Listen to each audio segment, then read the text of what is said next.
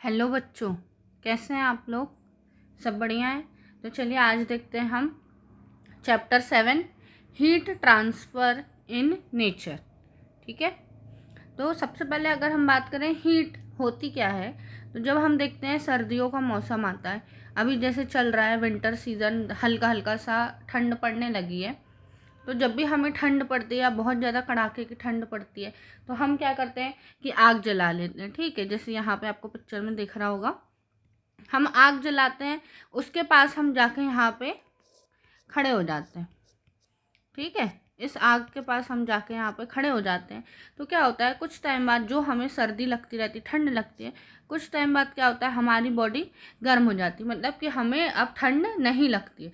तो ये किसके कारण होता है? ये हीट के कारण होता है, गर्मी के कारण होता है ना। हमें थोड़ी पहले हमें बहुत ठंड लग रही थी, कुछ देर बाद हम क्या हुआ, आग जो जल रही है उसके पास जाके खड़े हो गए, तो हमें क्या हो गई, हीट मिल गई। तो उससे क्या हुआ, हमारी बॉडी गर्म हो गई। या फिर हम बात करें जैसे कि सन होता है ना, जो हमारा सूरज होता है, सन क्या है, जो सन होता है हमारा, वो नेचुरल सोर्स ऑफ क्या है, natural source of heat and energy है। हीट एंड एनर्जी है, सॉरी हीट एंड लाइट है, एनर्जी भी है, हीट एंड लाइट लिखो। हीट एंड लाइट है, सूरज से ही तो हमें क्या मिलता है, प्रकाश और ऊर्जा मिलती है, ऊष्मा मिलती है ना। सूरज से ही हमें प्रकाश और ऊष्मा मिलती है, हीट और लाइट मिलता है, उससे ही तो उजाला होता है, दिन निकलता है। और जो एनवायरनमेंट में गर्मी है, तो वो सब किसके कारण होती है, सन के ही कारण होती है। सन क्या एक अल्टीमेट सोर्स है। तो जो हमें नेचुरल सोर्स जो हीट का है, वो हमें किससे मिलता है, सन से ही मिलता है। तो अब हम बात करते हैं, हमारे पूरे चैप्टर में यही देखना है कि हीट कैसे ट्रांसफ़र हो रही है नेचुरली, है ना। तो सबसे पहले अगर हम बात करते हैं कि व्हाट इज़ हीट, हीट होती क्या है, तो यहाँ देखो डेफिनेशन। हीट क्या है, a form of energy made by, अब एनर्जी कैसी है याद रखना, यहाँ थर्मल एनर्जी है। A form of energy made by the motion of molecule. ठीक है, जब क्या होगा, मॉलिक्यूल में मोशन होगा, हमें पता है छोटे छोटे मॉलिक्यूल से, हर एक पार्टिकल छोटे छोटे मॉलिक्यूल से ही मिलके बना होता है, एटम से, मॉलिक्यूल से। तो इन मॉलिक्यूल्स में क्या होगा, इनका मोशन होगा, है ना। ये मूवमेंट करते हैं, ये क्या करते हैं, मोशन में रहते हैं, या फिर ये मॉलिक्यूल मूवमेंट करते हैं, जिससे क्या होता है, जो हमारी एनर्जी रहती है, हीट एनर्जी, वो क्या होती है, ट्रांसफ़र होती है, एक जगह से दूसरी जगह जाती है, मूवमेंट होता है मॉलिक्यूल का, इससे क्या होती है, हीट एनर्जी प्रोड्यूस होती है। यहाँ लिखा है the more movement of molecule the more heat energy. अब जितना ज़्यादा मॉलिक्यूल मूवमेंट करेगा, उतनी ही ज़्यादा हीट क्या होगी, प्रोड्यूस होगी। ठीक है, हीट एनर्जी से ही क्या करते हैं, हम कोई भी काम कर पाते हैं, है ना। शरीर को ऊर्जा मिलती है, शरीर को ऊष्मा मिलती है, जिससे कि हम कोई भी काम कर पाते हैं। तो heat energy has the ability to do work. Heat energy के कारण ही हम क्या करते हैं, कोई भी काम कर पाते हैं। उसके बाद अगर यहाँ हम बात करें एग्जाम्पल की, कि हीट एनर्जी का यूज़ हम कहाँ करते हैं डेली लाइफ में, सबसे पहले है कुकिंग फूड, खाना बनाने के लिए आप देखते हैं हम गैस ऑन करते हैं, तो गैस से क्या निकलती है, हीट निकलती है।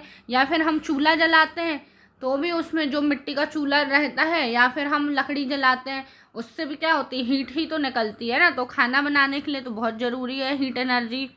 उसके बाद यहाँ देखो स्टीम इंजन, है ना, जो रेलगाड़ी चलती है, ट्रेन चलती है, स्टीम इंजन, जो पहले भाप से चलता था इंजन, तो उसमें भी हमें हीट एनर्जी की ज़रूरत पड़ती थी।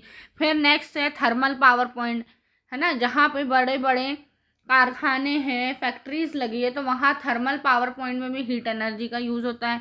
फिर आयरिंग ऑफ क्लोथ्स, क्लोथ्स को, जो भी कपड़े हैं हम उसे प्रेस करते हैं, आयरन करते हैं, तो उसमें भी यूज़ होता है। नेक्स्ट है एटॉमिक एक्सप्लोशन के लिए भी हमें क्या चाहिए, हीट एनर्जी चाहिए, तभी तो इतने ज़्यादा अमाउंट में क्या होता है, विस्फोट होता है, हीट निकलती है। उसके बाद नेक्स्ट है गैस वेल्डिंग। गैस वेल्डिंग में भी हमें हीट एनर्जी की ज़रूरत पड़ती है, ठीक है। ऐसे और भी बहुत सारे एग्जाम्पल है जहाँ हमें हीट एनर्जी की ज़रूरत पड़ती है। तो हमें समझ में आया कि हीट क्या होता है। तो हीट एक फॉर्म ऑफ एनर्जी है जिसमें मॉलिक्यूल मोशन में रहते हैं, मूवमेंट करते हैं। जितना ज़्यादा जो मॉलिक्यूल है मूव करेंगे, मूवमेंट में रहेंगे, उतनी ही ज़्यादा हीट क्या होगी, प्रोड्यूस होगी, ठीक है। चलो अब नेक्स्ट देखते हैं। हीट एनर्जी में एक बहुत इम्पॉर्टेंट रोल होता है टेम्परेचर का। याद रखना, टेम्परेचर का रोल बहुत इम्पॉर्टेंट रहता है। अब उसी को हम देखते हैं कि व्हाट इज़ टेम्परेचर, आखिर ये टेम्परेचर होता क्या है। तो टेम्परेचर की डेफिनेशन देख लो। Temperature can be defined as the degree of hotness और कोल्डनेस ऑफ बॉडी, ठीक है। तो टेम्परेचर को हम कैसे डिफाइन करते हैं, temperature can be define as the degree of hotness और कोल्डनेस ऑफ बॉडी। किसी भी बॉडी का या फिर हम किसी भी ऑब्जेक्ट की बात करें कि वो कितनी गर्म है या वो कितनी ठंडी होती है, उसको हम टेम्परेचर के थ्रू डिफाइन करते हैं। अगर हमने बोला आज का टेम्परेचर या आज मौसम कितना है 25 डिग्री सेल्सियस, मतलब कि हम वेदर की बात कर रहे हैं कि टेम्परेचर वहाँ पे कितना गर्म है ना। अगर हमने बोले -10 डिग्री सेल्सियस, मतलब कि वो कितना ठंडा है। कोई भी ऑब्जेक्ट या बॉडी कितनी गर्म है या कितनी ठंडी है, उसको हम टेम्परेचर के थ्रू डिफाइन करते हैं, ठीक है। तो व्हाट इज टेम्परेचर समझ में आया। टेम्परेचर का बहुत इंपॉर्टेंट रोल होता है हीट ट्रांसफ़र में, ठीक।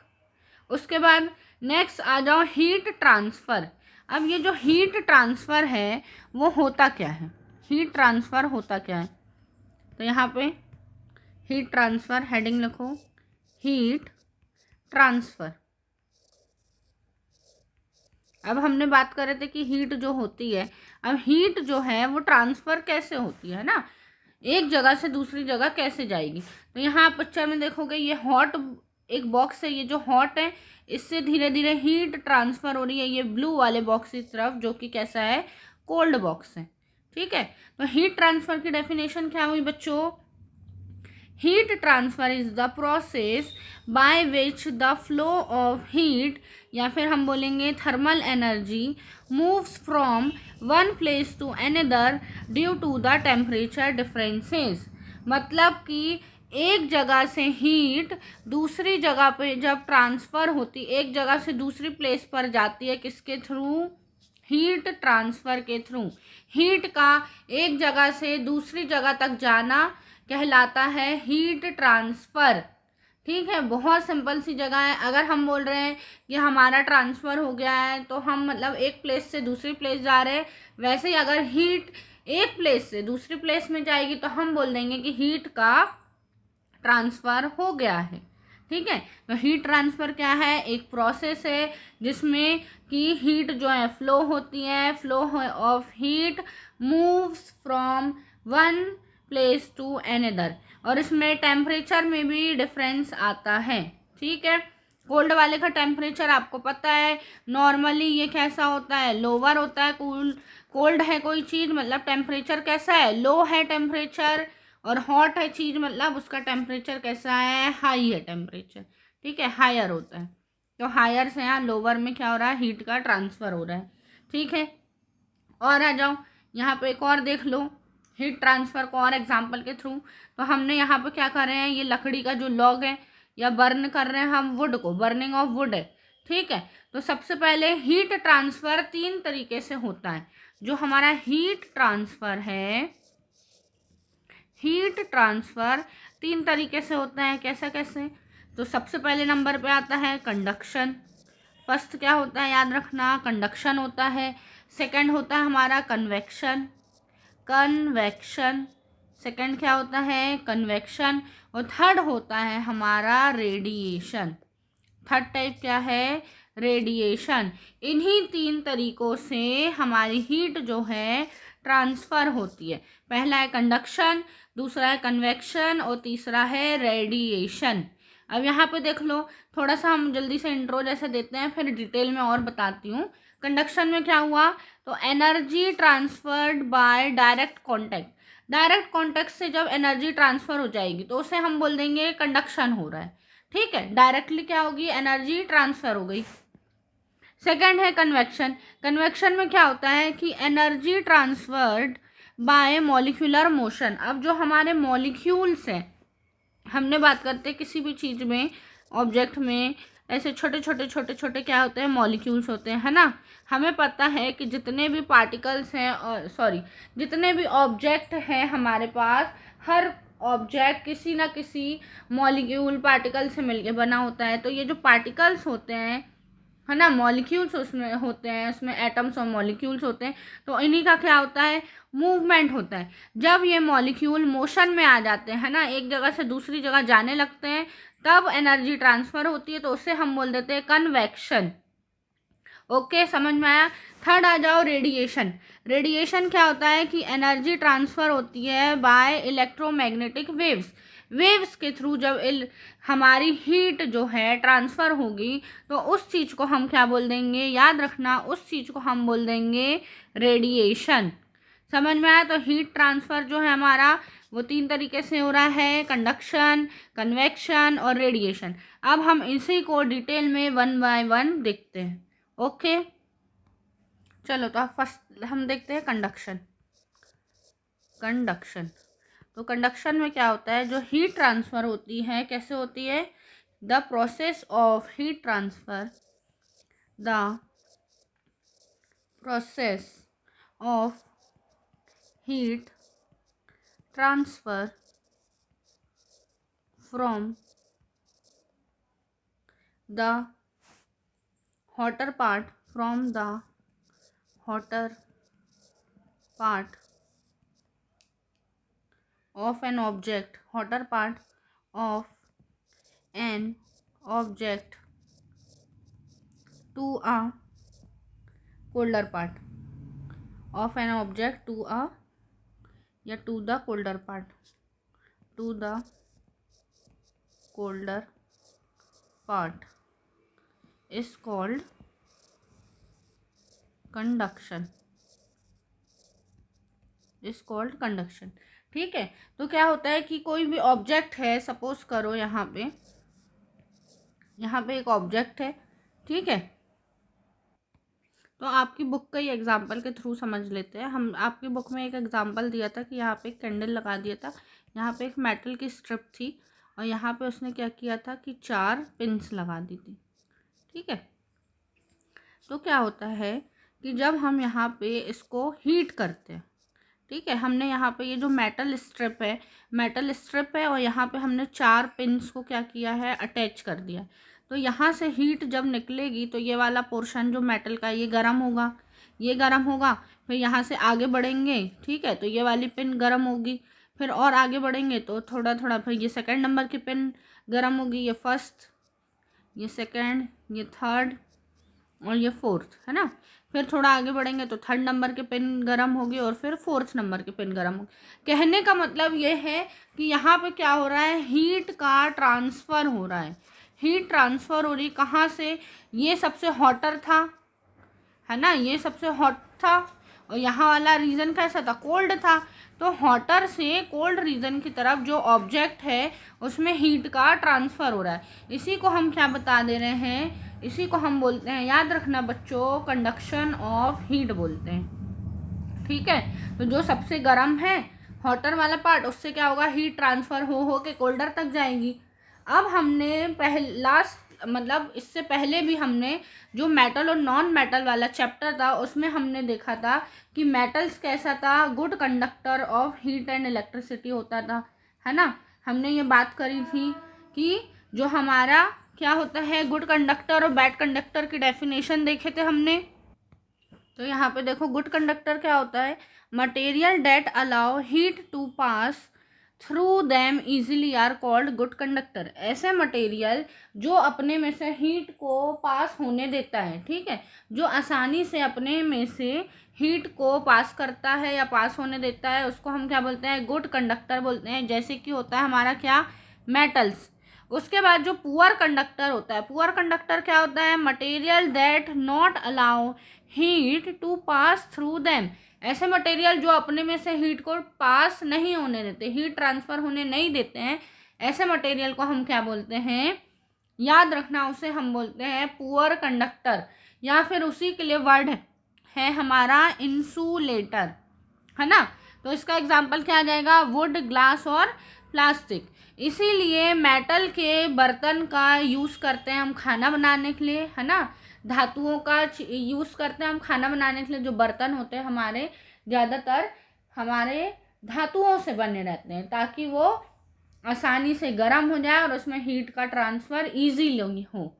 वहीं जो हमारे वुड होते हैं, ग्लास, प्लास्टिक, ये सब क्या होते हैं, पुअर कंडक्टर होते हैं।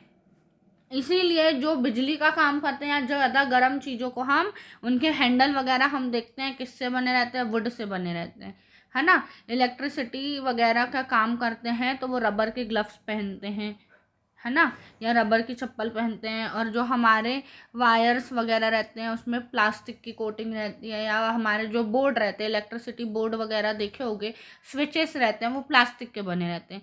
क्यों, इसीलिए क्योंकि इसमें हीट ट्रांसफ़र नहीं होती है, इलेक्ट्रिसिटी और हीट ट्रांसफ़र नहीं होती है। उसके बाद एक और बात याद रखना, जो क्ले और पोर्सलीन होती है बच्चों, क्या मैं बात कर रही हूँ, क्ले और पोर्सिलीन। क्ले क्या होता है, मिट्टी, और पोर्सिलीन क्या होता है, जो चीनी मिट्टी, उसको हम आम भाषा में क्या बोलते हैं, चीनी मिट्टी, जिसके खिलौने, कप, ये सब बनते हैं। क्ले और जो पोर्सिलीन होते हैं, याद रखना वो क्या होते हैं, आर गुड कंडक्टर, सॉरी ये कैसे होते हैं, पुअर कंडक्टर होते हैं। कैसे होते हैं, याद रखना, ये पुअर कंडक्टर होते हैं। इसीलिए हम इसको, जो कप रहते हैं उसका यूज़ हम चाय पीने के लिए करते हैं, ना, चाय या कॉफ़ी पीने के लिए हम क्ले या पोर्सिलीन से बने हुए कप का यूज़ करते हैं। इससे क्या होते हैं, ये पुअर कंडक्टर होते हैं हीट के, है ना।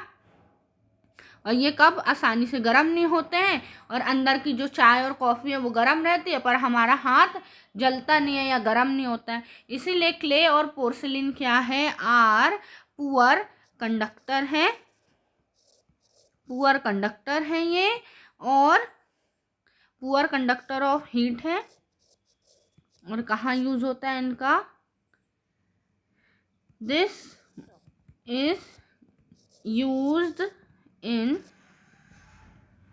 टी और कॉफ़ी कप, टी और कॉफ़ी कप लिख दो, कप्स में इनका यूज़ होता है, ठीक है। तो इतनी बात क्लियर हुई। उसके बाद एक और एग्जाम्पल जो है वो बहुत चलता है कि ड्यूरिंग विंटर हमको बोला जाता है कि एक मोटा कंबल ओढ़ने की जगह, बहुत जब ठंड पड़ रही है तो हमें ये सजेस्ट किया जाता है कि एक मोटा कंबल ओढ़ने की बजाय आप 2 पतले पतले कंबल ओढ़ो, ठीक है। एक मोटा कंबल ओढ़ने की जगह हमें बोला जाता है कि हमें 2 पतले पतले कंबल ओढ़ना चाहिए। ऐसा क्यों, तो याद रखना, ऐसा इसीलिए बोला जाता है क्योंकि जो हमारे वुलन फैब्रिक रहते हैं ना, ऊनी जो कपड़े रहते हैं, वो क्या कर लेते हैं, एयर को ट्रैप कर लेते हैं, है ना, अपने पोर के अंदर एयर को ट्रैप कर लेते हैं। और एयर कैसा होता है, वो पुअर कंडक्टर ऑफ हीट है, एयर में से होकर हीट बाहर जाती नहीं है। इसीलिए क्या होता है, हीट का फ्लो भी जो है रिड्यूस हो जाता है। अंदर की बॉडी कैसी है, जैसी है वैसी रहेगी, बाहर के सराउंडिंग से उसको कोई इफ़ेक्ट नहीं पड़ता है। इसीलिए क्या होता है कि हमें गर्मी फील होती है जब हम कंबल ब्लैंकेट ओढ़ते हैं, क्योंकि उसमें एयर क्या हो जाती है, ट्रैप हो जाती है ना। अब सिंगल जब रहता है ब्लैंकेट तो उतने अच्छे से एयर ट्रैप नहीं हो पाती है, पर याद रखना जब हम डबल लेयर 1-2 पतले पतले ब्लैंकेट ओढ़ते हैं तो इनके बीच में जो एयर है वो क्या हो जाती है, ट्रैप्ड हो जाती है। एयर क्या होती है, ट्रैप्ड हो जाती है। और जो एयर होती है वो क्या होता है, पुअर कंडक्टर होता है। एयर क्या होती है, पुअर कंडक्टर ऑफ हीट होती है ना। इससे क्या होता है कि ये जो लेयर रहती है वहाँ पे एयर ट्रैप हो गई, है ना। अब क्या हो गया, इससे हमारी बॉडी कैसे हो गई, वार्म हो गई। इस प्रोसेस में इससे क्या होता है, हम इसीलिए बोला जाता है कि हमें 2 पतले पतले ब्लैंकेट ओढ़ लो एज कम्पेयर टू एक मोटा थिक ब्लैंकेट ओढ़ने से। ठीक है, उसके बाद एक और एग्जाम्पल है। अब मान लो हमें एक ऐसा घर बनाना है, ठीक है, ऐसा हाउस बनाना है कि जो ठंडी के दिनों में ठंडाए और गर्मी के दिनों में ठंडी के दिनों में गर्माए, मैंने उल्टा बोल दिया। हमें एक ऐसा घर बनाना है ना, जो विंटर में क्या हो, विंटर में गर्म हो, है ना, हॉटर हो, और समर में ठंड के टाइम गर्मी के टाइम पे समर सीजन में कैसा, कोल्डर हो। क्या हम ऐसा घर बना सकते हैं? तो बिल्कुल हम एक ऐसा घर बना सकते हैं। इसके लिए क्या करना पड़ेगा, हमें हॉलो ब्रिक्स का यूज़ करना पड़ेगा। किसका यूज़ करना पड़ेगा? हॉलो ब्रिक्स का यूज़ करना पड़ेगा। ठीक है, इसमें क्या होगा, हॉलो ब्रिक्स के कारण जब ठंड पड़ेगी तो एयर जाकर यहाँ क्या हो जाएगी, ट्रैप हो जाएगी, है ना, जिसके कारण वो क्या होगा, ठंड के दिनों में वो जो हमारा घर रहेगा वो गर्माएगा, और जब गर्मी का सीज़न आएगा तो वही घर जो हॉलो ब्रिक्स के कारण क्या होगा, वो हमारा ठंडाएगा। तो यहाँ पे भी कॉन्सेप्ट क्या लग जाता है कि एयर को जो हमने क्या कर दिया है, ट्रैप कर लिया है। और एयर हमें पता है क्या है, पुअर कंडक्टर ऑफ हीट है, जिससे कि हमारा घर विंटर में गर्माएगा और समर में कूल रहेगा, है ना। उसके बाद और अगर हम बात करें, जो हमारा हिमालय रीजन रहता है ना, हिमालय रीजन वाली बात करें अगर, हिमालय रीजन के जो घर होते हैं, है ना, हिमालय रीजन में जो घर होते हैं, हाउस होते हैं हमारे, तो वो वहाँ पे तो इतनी ठंड पड़ती है, स्नोफॉल भी होता है, ठंड पड़ती है, तो वहाँ के लोग अपने आप को कैसे गर्म रखते हैं, कैसे अपने आप को इतने स्नोफॉल से, ठंड से बचाते हैं। तो याद रखना, जो उनके घरों की दीवार होती है वो कुछ इस तरीके से बनाई जाती है कि जो वुडन रहती है, 2 तरफ वुडन रहती है, दोनों तरफ 2 वुडन लेयर के बिटवीन बीच में उन लोग क्या भर देते हैं, मड और काउडंक और मड का दोनों का मिक्सचर, और दोनों तरफ से यहाँ पे क्या रहेगा, ये वुड रहेगी। इससे क्या हो जाती है, मड और काउडंक जो है ये भी पुअर कंडक्टर ऑफ हीट रहते हैं, जिससे कि इनका घर जो है वो गर्माता है। ठीक है, याद रखना। एक और बात जो स्टार्टिंग में मुझे बताना था कि जब हम देखते हैं कि हमारे, अगर हम इंडिया की ही बात करते हैं, अगर हम अपने इंडिया की ही बात करें, तो क्या होता है, ठंड के टाइम पे हम देखते हैं कि यहाँ वाले रीजन में बहुत ठंड पड़ रही, बहुत स्नोफॉल हो रहा है, बट जो साउथ वाला जोन रहता है, साउथ वाला जो एरिया है, वहाँ पे इतनी ज़्यादा ठंड नहीं पड़ती है। तो ये इसीलिए होता है क्योंकि इक्वेटर की अगर हम बात करें तो इक्वेटर जो होता है सन के जो ज़्यादा पास रहेगा, तो इक्वेटर सन के पास से गुजरती है, तो और जो इक्वेटर है ये साउथ वाले जोन से जाती है। तो इसीलिए जो भी रीजन है जो इक्वेटर के पास है, ऐसे रीजन जो इक्वेटर के पास होते हैं, याद रखना वो हॉटर होते हैं, और जो इक्वेटर से दूर रहेंगे वो कैसे होते हैं, कोल्डर रहते हैं। ठीक है, जो इक्वेटर से दूर रहेंगे वो कोल्डर रहते हैं, और जो इक्वेटर के पास रहते हैं वो हॉटर रहते हैं। इसीलिए हम बात करें कि जो साउथ साइड रहती है ना, अगर हम केरला की बात करें कि हिमालय रीजन में बर्फ़ पड़ रही है जम्मू कश्मीर में, तो जो केरल साइड है वहाँ इतनी ठंडी नहीं पड़ेगी, इसीलिए क्योंकि वो इक्वेटर के ज़्यादा करीब होता है। चलो, अभी हमने कन्वेक्शन देखे थे, हम हीट ट्रांसफ़र देख रहे थे, उसमें हमने पहला कंडक्शन देख लिया था, कंडक्शन। अब सेकंड बात करते हैं हम किसकी, कन्वेक्शन की। सेकंड क्या है, याद रखना, कन्वेक्शन। अब ये कन्वेक्शन क्या होता है, चलो देखो। तो कन्वेक्शन में क्या होता है, यहाँ देखो मैंने क्या नोट डाउन किया है, in convection heat transfer take place by the actual movement of particle. अब एक्चुअल मूवमेंट ऑफ पार्टिकल, तो इसके लिए हम यहाँ थोड़ा सा समझते हैं। सपोज़ करो ये एक बीकर है और यहाँ पे क्या है, ये बर्नर लगा हुआ है। ठीक है, ये पूरे में क्या हुआ है, ये पानी भरा हुआ है। तो जब हम इसे हीट करते हैं, तो आप लोग को पता है कि हीट करते हैं तो ये छोटे छोटे जो मॉलिक्यूल है ना, तो ये जो सबसे नीचे हैं, सबसे बॉटम वाले क्या होंगे, ये सबसे पहले क्या होंगे, हीट होंगे। और जैसे ये हीट होते हैं, तो याद रखना बच्चों, जैसे ये वाले मॉलिक्यूल हीट होते हैं तो ये लाइटर हो जाते हैं, और ये क्या होते हैं, ऊपर चले जाते हैं। ठीक है, ये वाले मॉलिक्यूल जो सबसे नीचे थे, बॉटम में थे, जब ये गर्म हुए, यहाँ से हमने जब हीट किया, ये गर्म हुए तो ये क्या हुए, हीट हो गए, गर्म हो गए, इनने हीट एनर्जी ले लिया और ये ऊपर चले गए, ये लाइटर हो गए, ये ऊपर चले गए। उसके बाद जो यहाँ के ठंडे, अब याद रखना ये जो वॉल है, साइड साइड की वॉल में जो मॉलिक्यूल है वो कैसे हैं, वो तो कोल्डर है, ये तो ठंडे ही है ना अभी मॉलिक्यूल। नीचे वाले क्या हैं, गर्म होके ऊपर चले गए। तो जब ये वाले सारे मॉलिक्यूल ऊपर चले गए तो यहाँ पे क्या हो गया, खाली स्पेस हो गया। अब ये वाले मॉलिक्यूल क्या होंगे, यहाँ पे आ जाएंगे, ठीक है। फिर ये गर्म होंगे, जैसे ये गर्म हुए तो ये क्या हो गए, अब ये गर्म हुए तो ये लाइटर हो गए, तो ये फिर से ऊपर चले गए, है ना। फिर क्या हुआ है, दूसरे जो साइड वाले थे, अब जो ठंडे मॉलिक्यूल हैं फिर वो नीचे आए, और फिर क्या हुआ, ये हीट से गर्म हुए और फिर वो ऊपर चले गए। तो ये वाली जो प्रोसेस है तब तक चलती रहती। याद रखना ये जो दोनों मॉलिक्यूल है, कोल्डर मॉलिक्यूल जो साइड साइड में ठंडे मॉलिक्यूल है, और जो बॉटम में नीचे वाले गर्म मॉलिक्यूल है ना, ये कब तक चलता रहता है इस तरीके से हीट ट्रांसफर, जब तक कि ये जो पूरा हमारा बीकर है, इस पूरे बीकर का टेम्परेचर इक्वल ना हो जाए, मतलब सारे मॉलिक्यूल जब पूरी तरीके से गर्म ना हो जाए तब तक ये पूरी प्रोसेस चलती, हीट ट्रांसफ़र चलता रहता है। इसी को हम बोलते हैं कन्वेक्शन। इसीलिए लिखा है हमने डेफिनेशन में कि heat transfer take place by the actual movement of particle. अब ये वाटर मॉलिक्यूल क्या होंगे, तब तक ऊपर नीचे ट्रांसफ़र होते रहेंगे जब तक कि ओवरऑल पूरा टेम्परेचर वहाँ का इक्वल ना हो जाए।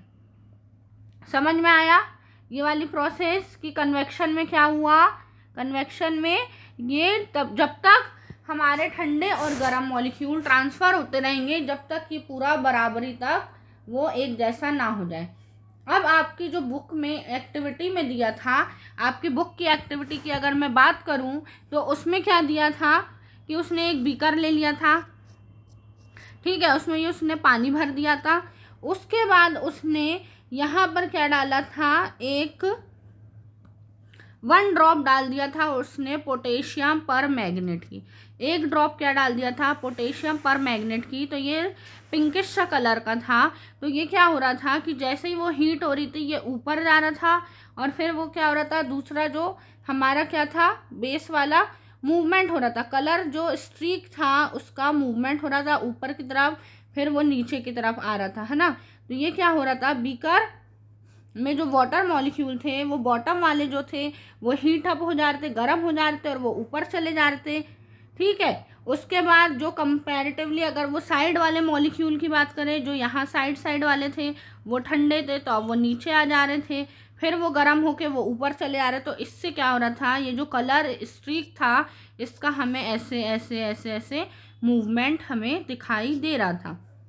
तो ये इसी को प्रोसेस को हम बोलते हैं क्या, कन्वेक्शन। कि ये साइकिल तब तक चलती रहती जब तक वाटर का पूरा एंटायर वॉल्यूम हीटेड ना हो जाए। इसीलिए हम बोलते हैं कि एक्चुअल मूवमेंट हो रही है वाटर पार्टिकल की, जो भी पार्टिकल्स है हमारा। तो इससे हम क्या कंक्लूजन पे निकले कि जो भी वाटर है या एयर है वो हीट होता है किससे, वाटर और एयर। याद रखना water and air is heated by the process of convection। Heat मतलब कि वाटर और एयर हमेशा कन्वेक्शन की प्रोसेस से ही हीट अप होगा, गर्म होगा, ठीक है। इसमें हीट ट्रांसफ़र कैसा होगा, तो वाटर और एयर की जो हीट करने की प्रोसेस होती है वो कन्वेक्शन ही होती है। इसमें क्या होता है, जो भी हमारा एयर का, लिक्विड का जो पार्टिकल्स हो और गैस का पार्टिकल है उसमें एक्चुअल मूवमेंट होगा, हीट ट्रांसफ़र होगी वन प्लेस से अनदर प्लेस में, ठीक है। इसी का बहुत अच्छा एग्जाम्पल, कन्वेक्शन का बहुत अच्छा एग्जाम्पल होता है लैंड एंड सी ब्रीज, ठीक है। लैंड और सी ब्रीज जो होता है वो याद रखना कन्वेक्शन का ही एग्जाम्पल है। हम पढ़ते हैं, चलो। तो अब हम देखते हैं कि हमारा लैंड और सी ब्रीज में क्या होता है। ठीक है, तो जो भी पीपल हमारे कोस्टल एरिया में रहते हैं तो एक वो बहुत ही इंटरेस्टिंग फिनोमिना, मतलब ठंडा और गर्म, कि कभी उनकी लैंड जो है कूलिंग हो जाती है, कभी उनकी लैंड हीटिंग हो जाती है, वो एक्सपीरियंस करते हैं अलग अलग समय पे।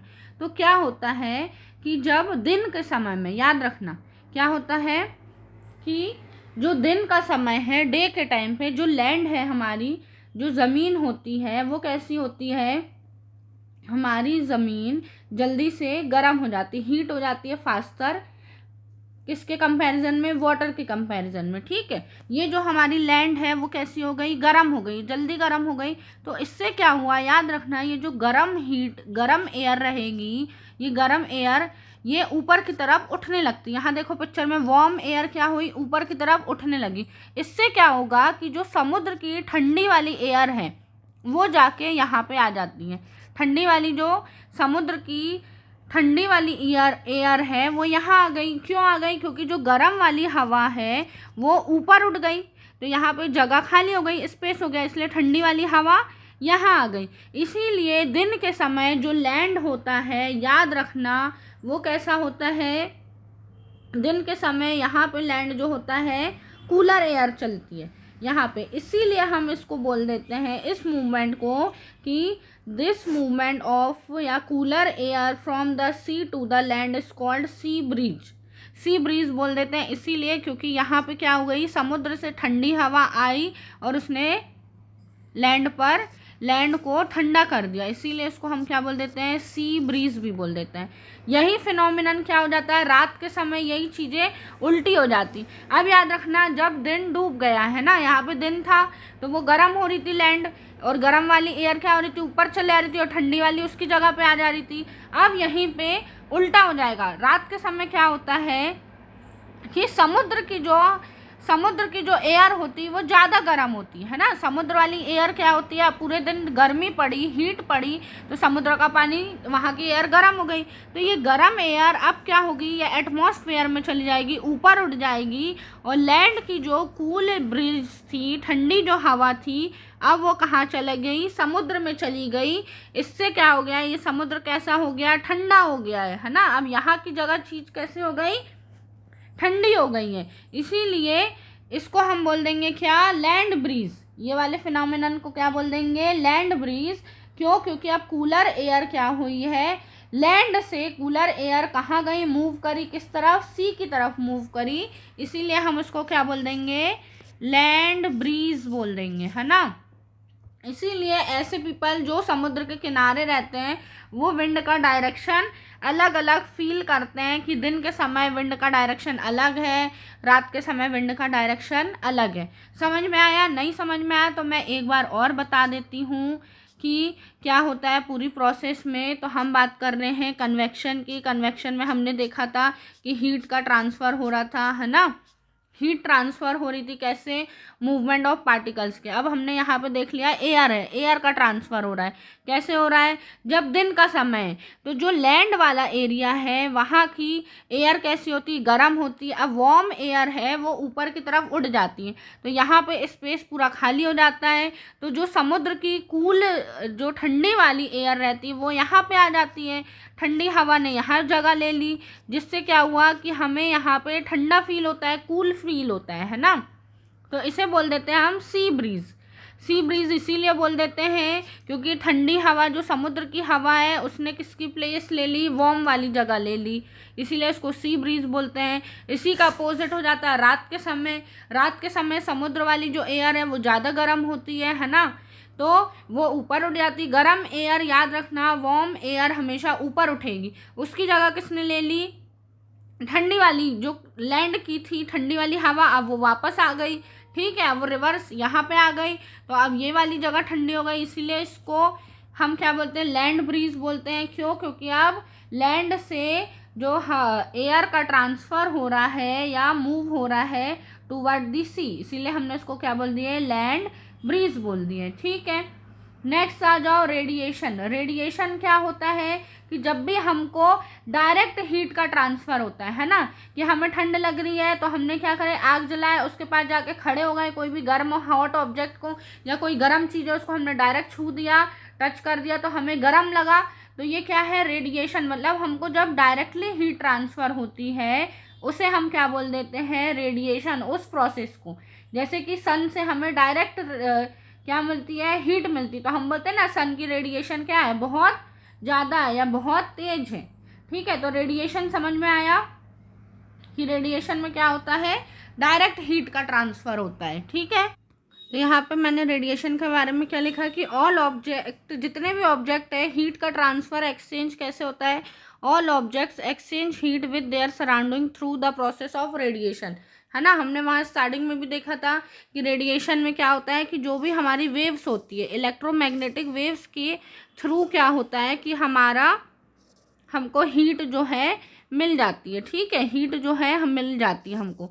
तो हीट ट्रांसफ़र कैसा होता है, इसमें जो भी हमारी इलेक्ट्रोमैग्नेटिक वेव्स है, वेव के थ्रू हमें हीट का ट्रांसफ़र होता है। जितने भी ऑब्जेक्ट से हम अगर देखें तो रेडिएशन के थ्रू ही हमें क्या होता है, एक्सचेंज ऑफ हीट करते हैं। और जो सन है ना, सन की जो हमें रेडिएशन मिल रही है तो वो भी किसके थ्रू ही मिलती है, रेडिएशन के थ्रू ही हम, सूरज की जो रोशनी है हमारे तक पहुंच जाती है। ठीक है, उसके बाद नेक्स्ट देखते हैं हम